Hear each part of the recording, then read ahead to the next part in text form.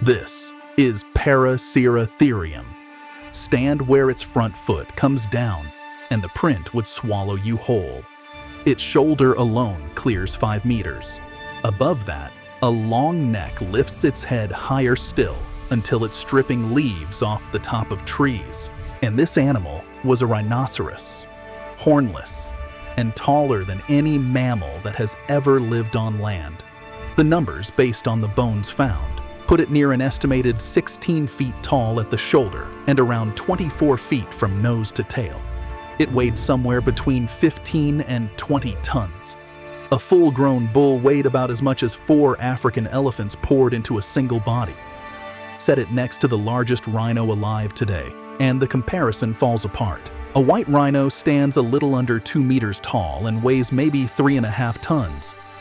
Paraceratherium was more than twice as tall and about 5 times as heavy, closer to a sauropod dinosaur. For most of a century, that made it the largest land mammal in the history of the planet. The title is a little less clean-cut today. A few giant elephants, the straight-tusked Paleoloxodon among them, may have matched it or edged past it for raw weight, going by a fragmentary thigh bone or two.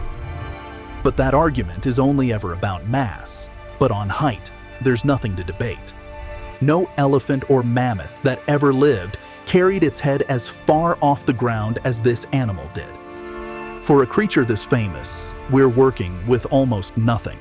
The fossil record is a scatter of skulls and leg bones, almost never one individual in a single piece, and not one complete skeleton anywhere in the rock. Those first fragments came out of the hills of what's now Pakistan in 1846, dug up by a soldier who had no idea what he was looking at. Nobody managed to put a name to it until 1911. Everything you picture when you hear largest land mammal is therefore a reconstruction, a collection of bones from different animals of different sizes fitted into one frame. The skeleton that made it famous, mounted in New York in the 1920s from fossils hauled out of the Gobi, was assembled exactly that way. Early estimates ran wild with its weight, 30 tons, 34, estimates inflated well past anything the bones could support. But the real animal comes out smaller, and somehow better for being real. A solid 15 to 20 tons, able to stand on legs we can hold a tape measure to. Forget the horn. Rhinos grow their horns from compacted hair, and a great many extinct ones never grew them at all. Paraceratherium is at the giant end of that hornless line, and what it lacked from a horn, it made up with reach. That reach was from a long neck with the mouth at the end of it. A single pair of tusk-like teeth in each jaw, the upper set pointing straight down, and the lower set jutting forward, met like pruning hooks built to wrench branches loose. Above them was a deep notch in its skull where the nasal bones pull back, the same thing you'd find in animals with a grasping lip or a short trunk. Picture that muscular lip hauling a branch in while the teeth shear it off, the creature's head swinging away with a mouthful of green nothing else in the forest could even see. Its legs paid the price for its size.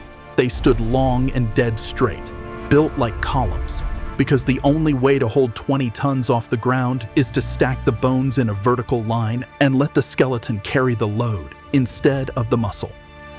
3 wide toes spread its weight at the base of each pillar-like leg. A healthy adult had almost nothing to fear. Nothing in Oligocene Asia could pull down an animal that outweighed it 20 to 1. The calves were another matter.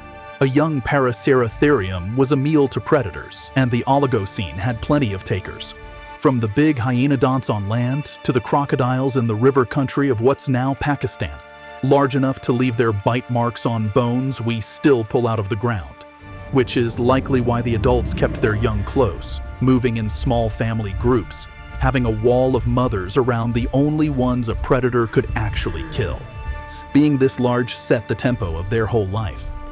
A body that big traps heat, so it almost certainly moved slowly and with purpose, and it had to spend most of its waking hours feeding, just to keep their engine running. Breeding went at the same unhurried pace. a long pregnancy ending in one enormous calf, with years before the next one. It's the standard bargain of giant animals, near total safety, paid for by living in slow motion. Imagine meeting a Paraceratherium in the flesh. You'd hear it before you saw it, the low churn of a gut the size of a room, branches cracking somewhere above your line of sight. Then a leg like a tree trunk swings past, and the shadow you've been standing in turns out not to be a tree. It wouldn't charge at you. There'd be no reason to. The animal just keeps feeding, 26 feet up, barely aware of the small thing standing at the bottom of its world. These creatures didn't limp along for a few thousand years and vanished. Paraceratherium held on for roughly 11 million years, from about 34 to 23 million years ago. They lived across a band of the Oligocene world, running from Mongolia and China through Kazakhstan and Pakistan and out to the edges of Europe. For that entire stretch, it owned a niche nothing else could enter, the canopy. While every other plant eater fought over the same low scrub, this one lifted its head above all that and fed where no other animal could follow, the way a giraffe feeds over the heads of the antelope today. The Asia it walked through looked nothing like the cold steppe it is today. Picture warm woodland cut by rivers and floodplains, the canopy thick enough to keep a 20-ton browser fed all year. It shared that country with a whole Oligocene caste, early cats and bear dogs, smaller rhinos, rodents, and the hyenodonts hunting all of them. Every one of these creatures lived down in the understory beneath the single animal tall enough to ignore the lot. The size that looks like a liability was, for 11 million years, the entire plan. Reach higher than anything else can feed, and grow too big to be killed. Then the planet began to shift underneath it. The late Oligocene cooled and dried, and the forests that fed it started to thin and pull back, breaking open into grassland. Grass is no use to an animal evolved to reach up into trees. At almost the same moment, Africa drifted into Eurasia. A land bridge opened, and across it came the first elephants. Early Gomphotheres, smaller than Paraceratherium, but carrying a weapon it never had: the strength to push a tree flat. Elephants still remake whole stretches of countryside this way, stripping and toppling woodland into open ground. The newcomers were doing exactly that to the forests Paraceratherium depended on, pulling down its pantry faster than it could find another. And here its size turned against it.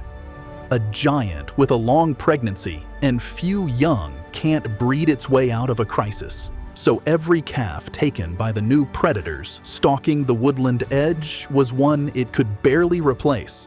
Its food was vanishing while its young were dying, and the one trait that had kept it untouchable, being enormous, now meant it needed more food than the shrinking forest could provide.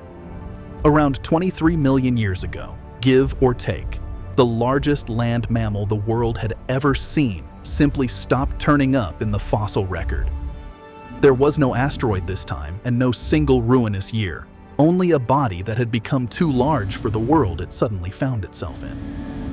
Go back to that canopy, 26 feet up when we started. After Paraceratherium, nothing on land ever reached it again. The elephants that helped finish it off never grew necks long enough, and the giraffes that came later top out a full body length short. That seam of leaves, the one slice of forest only the tallest mammal in history could touch, has hung there unreached for 23 million years. As far as the land is concerned, it still belongs to a rhinoceros.